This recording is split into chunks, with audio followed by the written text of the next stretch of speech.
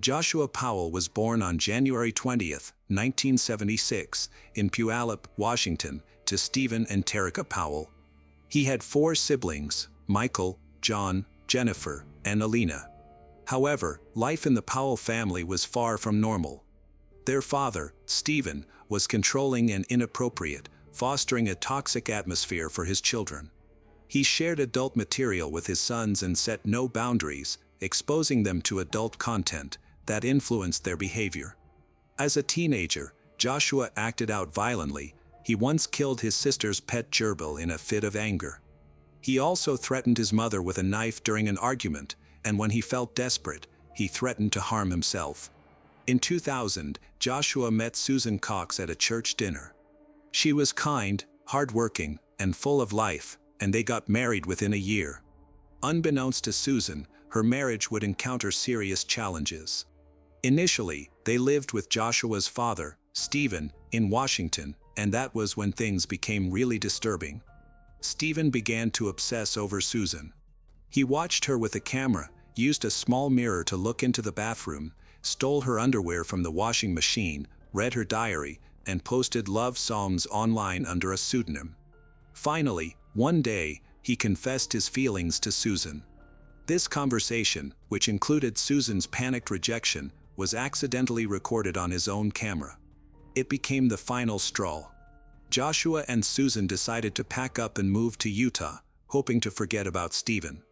For a while, life seemed to stabilize for Joshua and Susan, who had 2 sons named Charlie and Braden. They relocated to West Valley City, Utah, in search of a fresh start.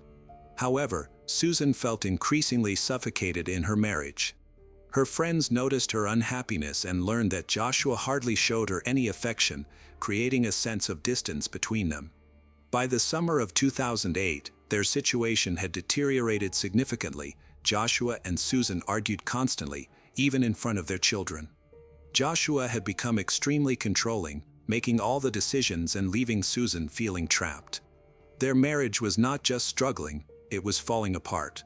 He took complete control of their finances, forcing Susan to rely on him for even minor expenses. He reduced their grocery budget, refused to buy her new clothes, and required her to justify every dollar she spent. While he guarded their bank accounts, he had no issue spending money on himself, wasting thousands while Susan struggled to afford basic necessities. The issue extended to their vehicles as well. Although they owned 2 cars, Joshua claimed the family car as his own. Instead of allowing Susan to drive to work, he made her ride a bike, regardless of the weather or her fatigue. Moreover, he started to distance himself from their shared faith. Although they had been active members of the Church of Jesus Christ of Latter-day Saints, Joshua began refusing to attend services with Susan and their sons. He mocked her beliefs, made excuses to avoid church, and discouraged her involvement. The most painful betrayal came when Joshua refused to sever ties with his father, Stephen, despite Susan's insistence that he was dangerous and unwelcome in their lives. Joshua ignored her concerns, continued to communicate with his father, and allowed their young children to maintain contact with him. By 2007, Joshua had accumulated over $200,000 in debt, adding to their marital strain as Susan recognized that their situation was worsening. In response, she began documenting everything. In 2008, Susan created a video documenting the damage in her home, which she attributed to Joshua. That same year, she wrote a secret will ominously stating that if she were to die, it might not be an accident, even if it appeared to be one. Just a year later, she disappeared without a trace. On December 6, 2009, everything seemed normal. That morning, Susan, Charlie, and Braden went to church as usual. Susan interacted with friends and tended to her boys, and nothing appeared out of the ordinary. After church, a neighbor visited the family and spent some time with them before leaving. No one could have predicted that this would be the last time anyone would see Susan. The following morning, December 7th, something felt off. Susan didn't show up for work and hadn't called in sick or requested a day off. At the same time, the boys' nanny noticed that Joshua hadn't dropped them off, which was unusual for him. Concerned, she tried to contact the family, but no one answered. As hours went by without any word from Susan or Joshua, worry turned to fear. Joshua's mother, Terica, and his sister, Jennifer, learned about the situation and rushed to the house. When they arrived, they found the doors locked, the curtains drawn, and no one inside. The unsettling silence heightened their anxiety. They knocked and called out, but received no response. In a state of panic, they called the police. Officers arrived and forced entry into the home, fearing that the family might have been victims of carbon monoxide poisoning or faced another emergency. What the officers discovered inside the house was deeply concerning. Although the house was empty, something felt wrong. Susan's purse, wallet, and identification were still there, untouched. Her cell phone was later found in the family's only car, a Chrysler Town & Country minivan that Joshua had been using. It was turned off. There were no signs of a struggle, but one detail stood out. 2 box fans were set up in the living room, blowing air directly onto a damp spot on the couch. This unusual detail felt unsettling. Hours later, around 5 p.m., Joshua returned home with his sons, Charlie and Braden. The police quickly brought him in for questioning. His explanation was strange. He claimed that after midnight on December 7th, he took his 2 young sons, ages 4 and 2, on a spontaneous camping trip to the Pony Express Trail in western Utah, a remote area characterized by snow and freezing temperatures. He mentioned that Susan stayed home to sleep. His story raised many questions. Who would take toddlers on an impromptu camping trip in sub-freezing weather in the middle of the night, especially when they had work and daycare to prepare for in just a few hours? Police found it suspicious that Joshua had not notified his boss about not coming to work that day. When asked why, he gave a puzzling answer. He claimed he had lost track of the days and thought it was Sunday instead of Monday. Investigators aimed to confirm his story by sending a team to the area where he claimed to have camped. However, they found no evidence to support his claim, no tire tracks in the snow, no footprints, no fire pit, nothing. It was as if he had never gone on that trip. Things took an even stranger turn. On December 8th, after a second police interview, Joshua suddenly rented a car from Salt Lake City International Airport and then disappeared for nearly 18 hours. His whereabouts during that time remain unknown. When he finally reappeared, he called his mother from Interstate 84 in Tremonton, Utah, sounding disoriented and giving vague answers about his location. Later, he told his sister Jennifer that he had been driving around the city aimlessly, randomly getting on and off different freeways. When police examined the rental car, they found that he had added 87 miles to the odometer. Where did he go? What was he doing? No one knows, but it was becoming increasingly evident that Joshua was concealing something. 2 days after Susan went missing, the police conducted another search of her home. This time, they found something concerning on the floor, traces of Susan's blood. While it wasn't a large amount, it was enough to raise serious questions. Inside the house, they also discovered life insurance policies totaling $1.5 million and a handwritten letter from Susan. In the letter, she expressed her growing fear for her life and mentioned being terrified of Joshua. Years later, DNA tests confirmed that one blood sample belonged to Susan, while another matched an unknown male, whose identity remains unknown. As the police investigated Joshua's actions following Susan's disappearance, his behavior appeared increasingly suspicious. He emptied her retirement accounts, canceled her chiropractic appointments, and withdrew his sons from daycare, all within days of her vanishing. It seemed he was trying to erase her from their lives. Additionally, Joshua had previously talked to co-workers about how to dispose of a body in an abandoned mine shaft. At the time, people dismissed it as a strange comment, but now, it seemed more significant. As investigators worked to understand what happened to Susan, they questioned the only other witnesses present with Joshua that night, his sons. 4-year-old Charlie was interviewed, and surprisingly, he confirmed that the camping trip took place. However, his account included a significant twist. He claimed that their mother was with them. According to Charlie, Susan was in the car that night but never returned home. Weeks later, a teacher overheard Charlie make a chilling remark, stating that his mother was dead, without any details or explanations, suggesting he had come to accept this reality. Additionally, Susan's parents, Chuck and Judy Cox, reported a troubling incident. At daycare, Charlie's younger brother, Braden, drew a picture of a van. When asked about it, Braden pointed to the back of the van and said, "Mommy was in the trunk." This raised further suspicions for the police, who were becoming increasingly convinced that Joshua was aware of what had happened to Susan. They intended to bring Joshua in for further questioning and requested all footage of his interviews with local news outlets. However, Joshua showed no willingness to cooperate. On December 14th, he obtained legal representation. In the following days, he became more distant and less responsive to the authorities. Just before Christmas, he gathered his sons and left Utah, returning to Puyallup, Washington, to live with his father, Stephen Powell. By December 24th, police identified him as a person of interest in the case. Sadly, the situation was far from resolved. In 2010, Joshua moved into his father's house in Puyallup, bringing his two young sons, Charlie and Braden. Joshua made it clear he wasn't returning to Utah, announcing plans to rent out their home in West Valley City. Some reports indicated he left due to losing his job, but those who knew him felt he was fleeing from something. Shortly after settling in Washington, a website called SusanPowell.org emerged. It claimed to be the official site for Susan Powell, but instead of helping to find her, it focused on defending Joshua.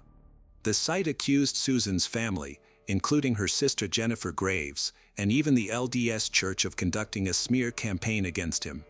Some posts went so far as to suggest that Susan had fled to Brazil with another missing person, journalist Stephen Kocher, a completely unfounded theory. It didn't take long for people to suspect that Joshua and his father, Stephen, were behind the website. Then, by late 2010, the Powells made a startling claim. They suggested that Susan had been mentally ill and had intentionally abandoned her family. This seemed like a desperate attempt to change the narrative, but Susan's parents quickly rebutted it. There was no evidence to support the idea that Susan left on her own or that she was mentally unstable. While Joshua tried to portray himself as the victim, the police began focusing on his father, Stephen. A family friend revealed that Stephen had been obsessed with Susan for years. When investigators examined Stephen's computers, they discovered 4,500 images of Susan, many taken without her consent. These were not just ordinary photographs, they included disturbing close-ups of her body. Police began investigating Joshua's brother, Michael Powell, after he displayed suspicious behavior. Shortly after Susan went missing, he sold his broken Ford Taurus to a junkyard in Pendleton, Oregon.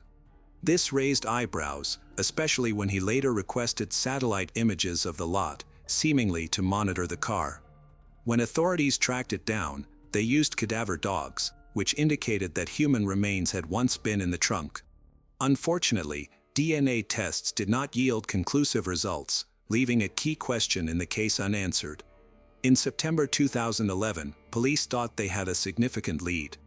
While searching Topaz Mountain in Utah, a location frequently visited by Joshua, they discovered what looked like a grave site. The ground appeared to have been recently disturbed and showed signs of digging. Investigators spent several days examining the area, but ultimately found no remains. Meanwhile, tensions between the Joshua families and the Susan families escalated. After police searched Stephen's home, both he and Joshua took to the media to advocate for their side of the story. Stephen claimed that he and Susan were developing a romantic relationship before her disappearance, using old journal entries from her teenage years to argue that she had always been unstable.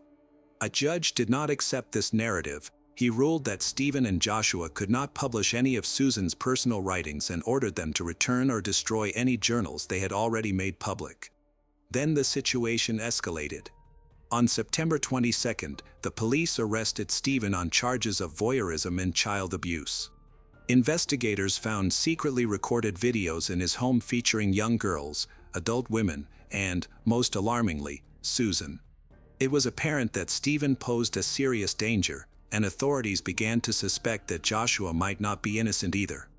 John Long, Washington's Assistant Attorney General, announced that Joshua was now part of the investigation. The day after Stephen's arrest, Susan's father, Chuck Cox, filed for custody of his grandchildren, Charlie and Braden. Initially, the court granted him only temporary custody, allowing Joshua the opportunity to regain custody if he moved out of Stephen's home. Joshua rented a house in South Hill, Washington, presenting it as if he were complying with the order. However, authorities later claimed he never actually lived there. By this time, Joshua's sister, Jennifer, publicly expressed her belief that he was involved in Susan's disappearance. As the custody battle escalated, the court ordered Joshua to undergo psychological evaluations. A forensic psychologist, James Manley, evaluated Joshua and discovered concerning patterns. Joshua denied having any normal human flaws or weaknesses and displayed highly controlling behavior toward his sons. He also exhibited signs of deep paranoia, frequently blaming the police and media for his difficulties. Despite these findings, there was no direct evidence of abuse. Therefore, Manley allowed Joshua to visit his sons several times a week under the supervision of a social worker. However, in January 2012, everything changed. When examining computers seized from Joshua's home, police found about 400 images of child abuse, bestiality, and incest. The images had been cached from a previous owner, but Joshua had viewed them. Although they weren't illegal, the psychologist handling his case was deeply concerned. Joshua was ordered to undergo a full psychological evaluation and a polygraph test. As the pressure mounts, Joshua becomes desperate and is about to commit a horrific act that no one could have imagined. On February 5, 2012, social worker Elizabeth Griffin Hall pulled up to Joshua's house in South Hill, Washington, for what was supposed to be a routine supervised visit between him and his two young boys, Charlie and Braden. The court had ordered these visits to be monitored for the children's safety, so Hall was there to ensure everything went smoothly. However, the moment she arrived, something felt off. As soon as the boys reached the front door, Joshua yanked them inside and slammed it shut right in Hall's face. She barely had time to react before she heard the deadbolt click. She pounded on the door, shouting for him to open it, but he didn't respond. Panicked, she pulled out her phone and called 911. Her voice shook as she told the dispatcher what had just happened, that she was supposed to be supervising the visit, that Joshua had locked her out, and that she feared for the boys' safety. She begged them to send help quickly. Immediately afterwards, a terrible explosion occurred, shaking the house. The force of the explosion propelled Hall backward. Within seconds, flames erupted, engulfing the home in thick black smoke. The intense heat scorched the air around her, leaving her immobilized by fear. Neighbors rushed over, some shouting and others already calling emergency services, but it was too late. The fire spread rapidly, and there was no chance for anyone inside to escape alive. Investigators later confirmed their initial suspicions. Joshua had planned this act. It wasn't an accident or a tragic gas leak. He had doused the house in gasoline, turning it into a death trap. Officially, Charlie and Braden died from carbon monoxide poisoning, but the reality was more horrific. Joshua had attacked them with a hatchet before starting the fire. The day before the tragedy, he emptied his bank account, donated the boys' toys to charity, and sent cold, emotionless goodbye emails to family and friends. Charlie and Braden were buried beside their mother, whom they would never see again, but their family's struggle continued. A year after Joshua took the lives of his two young sons and himself, his brother Michael tragically followed suit. On February 11, 2013, he ended his own life. His ending his own life sparked even more suspicion. In 2012, police questioned him several times about his abandoned Ford Taurus, which was found at a wrecking yard in Oregon. When asked why he left it there, he was vague and did not provide clear answers. Investigators later indicated they believed both Joshua and Michael were involved in Susan's murder. Despite extensive searching, Susan's case remained unsolved and hopeless. By May 21, 2013, the West Valley City Police officially closed the investigation into her disappearance. In the same year, James Manley, the psychologist who assessed Joshua for the state of Washington, acknowledged that he had always suspected Joshua was connected to Susan's disappearance. However, he did not include these suspicions in his official report, as his role was to evaluate Joshua's parenting, not to investigate a crime. The legal dispute over Susan's estate continued for years. In March 2015, Susan's father, Chuck Cox, finally prevailed in a lengthy legal battle against Terica and Alina Powell, who had attempted to declare Susan legally dead in order to collect life insurance. As a result, Chuck gained full control of the estate. In 2019, a surprising revelation came to light. KSL, a radio station in Salt Lake City, reported on its detailed podcast about Susan's case, called Cold, that disturbing child abuse material found by West Valley City Police, which contributed to Joshua losing custody of his sons, did not actually belong to him. In fact, it wasn't even found on his computer. The explicit images were located on a second-hand computer that Susan had bought from fellow members of her LDS church. The previous owners had viewed the content, but by the time this information surfaced, it was too late to rectify the situation. The damage had already been done.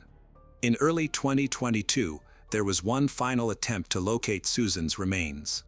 A team led by Dave Sparks, known from the TV show Diesel Brothers, searched a remote mine shaft in the Utah desert in hopes of bringing Susan home. They discovered rib bones, what looked like human vertebrae, and pieces of clothing, indicating that someone had died there.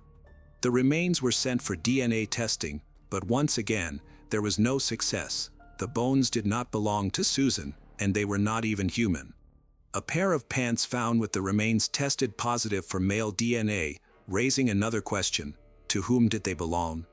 More importantly, will Susan Powell ever be found?